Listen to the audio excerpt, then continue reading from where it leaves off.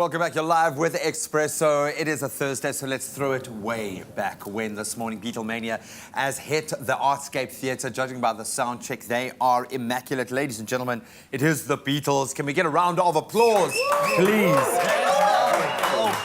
We've got Joe, we've got Zach, we've got Brent, we've got Ben, but of course I'm talking about Paul, John, George, and Ringo. Gentlemen, welcome to it. Thank you. Morning. How are you feeling on this side of the world? Have the Beatles ever been to Africa before? Yes, we were in Johannesburg earlier this year, and we also in Durban as well. Yeah. Your thoughts on our beautiful corner of Africa? Oh, it is a wonderful country. We love performing here, and the crowds are fantastic. Yep. You've heard it. You better be fantastic. So it doesn't matter how famous you are, even if you're the most famous rock band ever in history, we've got to get to know you with a game of rapid fire, put you to the test. Ooh. So, gentlemen, are you ready to have your Beatles knowledge tested to the limit? Now, the questions aren't too tough, but I have a feeling we might push you a little bit here. So we're just going to move down the line. We're going to fire off the questions, and good luck, guys. Remember, not just representing yourselves, but an entire generation of rock and rollers. No pressure then. All right, let's kick it off with our first question. Who played drums back in the USSR on the Beatles' The White Album? That would be Paul McCartney. That would be Paul McCartney. There's always one in every group. Luckily, there is one in this group. According to one of the Beatles' songs titles, what is all you need? Money. Love. Love. It must be love. Love. Three of the Beatles had brown eyes. Who was the blue-eyed boy? Yeah. Was it Meg? No. Ringo. Ringo, of course it was. And he does have the blue eyes. I love it. Come Together is the opening track of the Beatles' album, Abbey Road. Who sings lead? That would be I.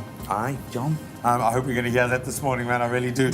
And then two of the Beatles fall over during the opening credits of the movie A Hard Day's Night. Can you name those two particular Beatles who toppled over? John and George. John and George. It's actually George and Ringo, and you can hear things shattering. But I don't even know if I can dispute anything that you say, because it happened to you guys. Have you seen it yourself? Exactly, you know. Gentlemen, well done. Can we get a round of applause? Nothing like waking up at 4 in the morning to be put to the test. It is so cool having you guys here. Thank you so much for joining us and for bringing what sounds like a phenomenal show to the Artscape. What is it like performing, and I'll put this to all of you, performing music like this? This is the benchmark. Is it pressure? Is it pure love? Is it joy? For guys like us who are massive Beatles fans, it's the best job in the world. It genuinely is.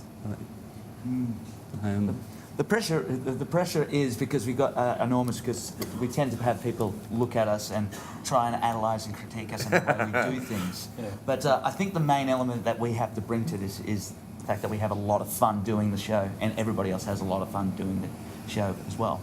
How do you prepare for something like this? Is this a lifetime of musicality, of training, of love of music coming to bear? Can you even train for something like this? How does that process work?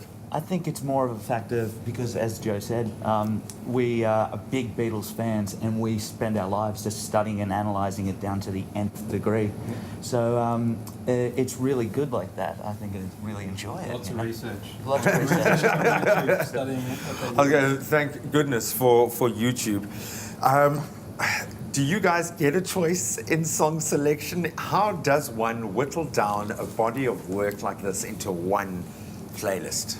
It's very difficult, but in like a mainstream kind of theatre show, like Beatles show, people really want to hear the hits, and you've only got 2 hours, so you have to kind of deliver as many hits to keep the show going, you know. So, you know, you can't put too many kind of rare tracks as much as the band would like to. You've got to keep the audience kind of... And only of the Beatles could you say it's only a 2-hour show, so we've got to try to get through as many of those hits as we can. Where and how can viewers get tickets, and why should they come and see the show? You can get your tickets via CompuTicket, and the show, which has already started last night. But we got a run of shows happening from the 1st of November through to the 11th of November at the Artscape. And expect a lot of dancing, expect a lot of getting up, expect a lot of singing along and everything everything like that.